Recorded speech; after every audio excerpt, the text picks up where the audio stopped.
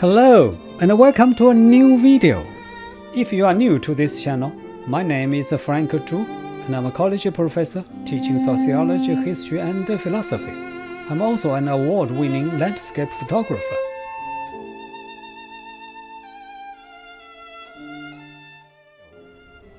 Today's video is the third and the last episode of my video series on the ancient Greek civilization. If you missed the first two episodes, please check them out on my channel. In today's episode, I'm going to talk about the ancient Greek culture, including the social life of the ancient Greeks. Please keep in mind, what I will be talking about is very general and only introductory, because I'm not going into many details. However, if you find anything that you are particularly interested in and you want me to elaborate on it, please let me know, and I will talk about it in more detail in the future. By the way, this video series is based on my published book, Essentials of World History.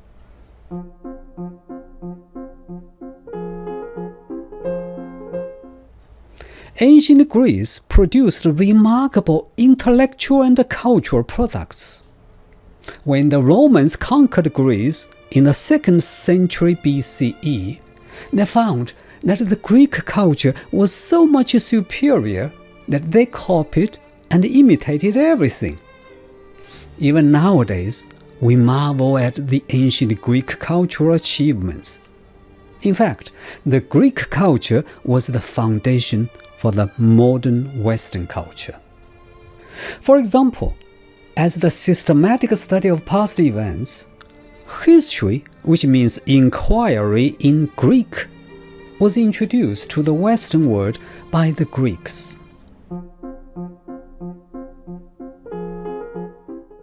Herodotus is generally regarded as the father of history because he was the first historian to collect and systematically document events and create an account.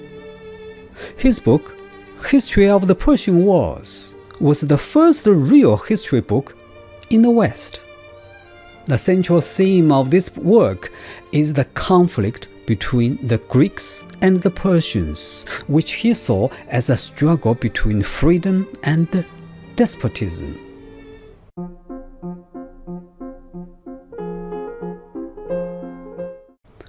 Ancient Greece also produced remarkable literary figures, among whom Homer was undoubtedly the greatest.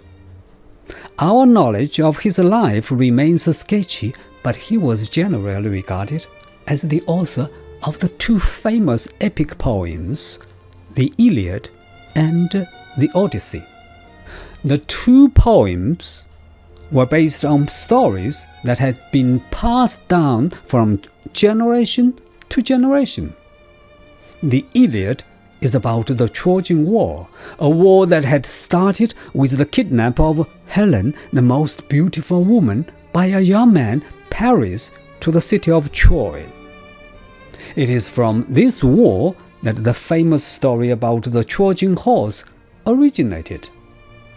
The Odyssey is about the Greek hero Achilles, who was impenetrable except the hill, on his long journey back home after the Trojan War. Both poems are still widely read nowadays.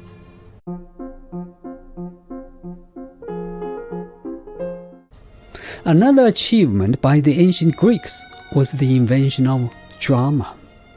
The Greeks invented the dramatic forms of tragedy and comedy as we know them today.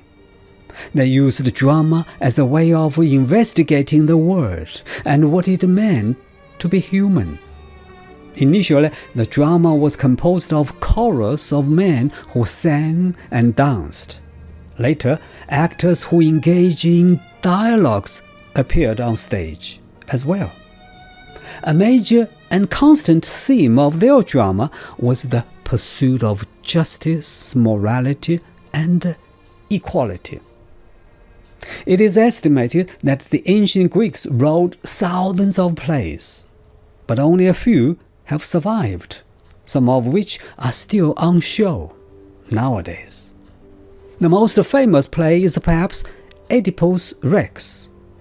The subject of this play is Oedipus, who is abandoned by his king father, who believes in the prophecy that the son will grow up to kill his own father and marry his mother.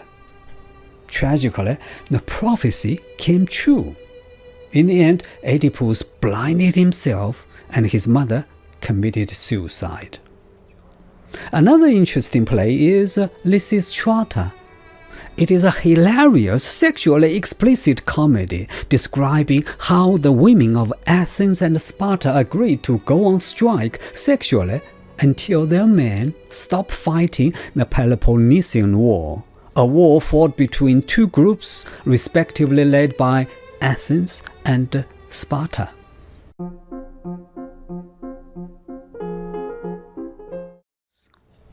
The ancient Greek artists were no less influential. Modern people are still wondering at the great beauty created by them. The artistic standards established by the Greeks have largely dominated the arts of the Western world ever since. For Greek artists, the subject matter was the human being. In their eyes, the human being was an object of great beauty. In their artistic works, the nude human figure was a recurring theme, especially the male figure. In sculpture, for example, statues of the human nude were the favorite subject of Greek artists in search for ideal beauty. Among the best known is the statue of Zeus at Olympia. It was one of the ancient seven wonders of the world, but unfortunately it is nowadays lost.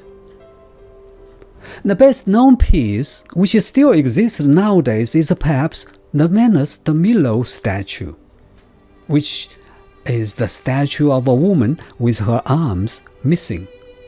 Whether known as Venus or her Greek name Aphrodite, she is the goddess of love, beauty, and fertility. She represents affection and attraction that binds people together in marriage. Her beauty is said to have caused the Trojan War. In terms of architecture, the ancient Greeks were very creative builders. They established many of the structural elements and building types still used in architecture nowadays. For example, they were the first to use columns in buildings, a style followed by the Romans, from whom other Westerners borrowed the tradition and have kept it until modern times. In Greece, the most important building was the temple, dedicated to a god or goddess. All temples were more or less followed the same designing. At the center were rooms that housed the statue of deities. These central rooms were surrounded by a screen of columns. There were no walls around the temple. Such a design made Greek temples open structure rather than closed ones. This feature was copied by the Romans and became a distinctive pattern that dominated Western architecture.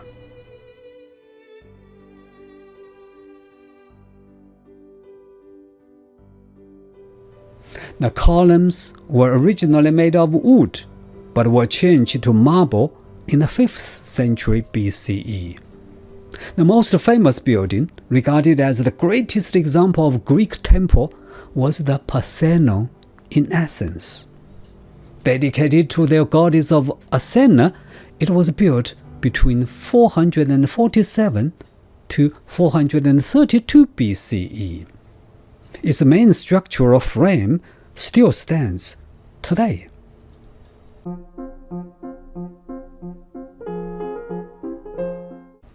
Though city-states were politically independent, all Greeks came to accept a common religion. Their religion was polytheistic in nature, meaning that the Greeks worshipped many gods and goddesses. By the way, Judaism was the first monotheistic religion throughout the world. At the center of their religion were the 12 gods and goddesses who ruled the cosmos and had a hierarchy with Zeus as king. Celebrations were held at festivals to honor the city's gods. Such festivals included athletic competitions to which all Greeks were invited. For the ancient Greeks, all the gods and goddesses were living on Mount Olympus, which is the highest mountain in Greece. The 12 gods and goddesses were hierarchically organized. For example, Zeus was considered as the father. Each of them was responsible for certain aspects of the universe. For example, Zeus was god of thunder and lightning, as well as law and order. Athena was goddess of wisdom and craft. Apollo was god of the sun, music, and poetry. Aphrodite, goddess of love, and Poseidon, god of the seas and earthquakes. When the Romans conquered Greece, they adopted and adapted many aspects of Greek religion. They incorporated Greek gods and goddesses, renaming them and sometimes changing their roles. For example, Zeus became known as Jupiter among the Romans. And for the Romans, Jupiter was also the god of light, in addition to the many roles the Greeks had assigned to him. Another unique feature of their religion is that it did not have a body of doctrine, nor did it focus on morality. No sacred written text like the Bible or Quran was produced. Their religion gave little or no hope of life after death for most people.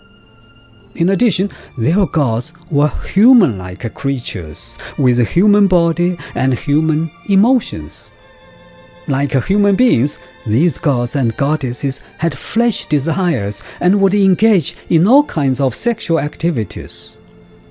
Zeus, for example, had numerous children with both mortal and immortal women. But for the Greeks, humans would die, whereas their gods were immortal.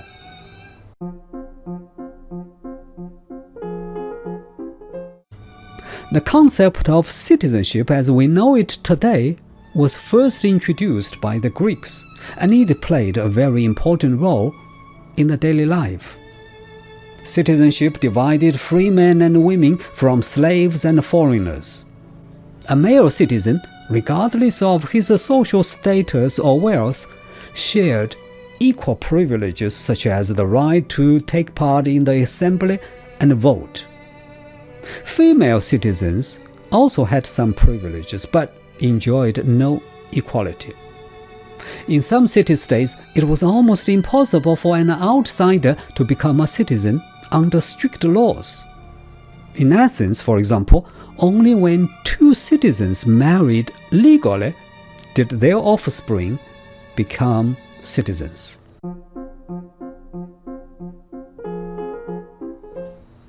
Another prominent feature of the ancient Greek life was homosexuality, which played an important role in social life.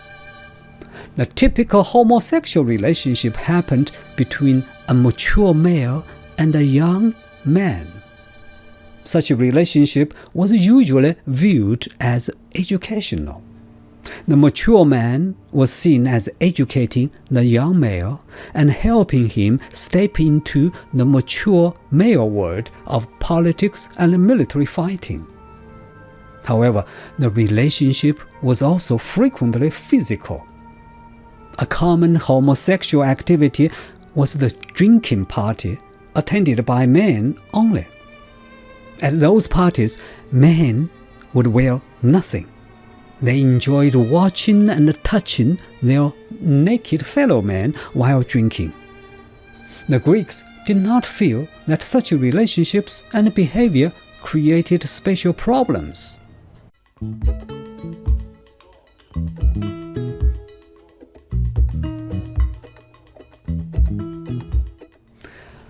Well, that is all that I wanted to talk about in this video, which is the third and the last episode of my video series on the ancient Greek civilization.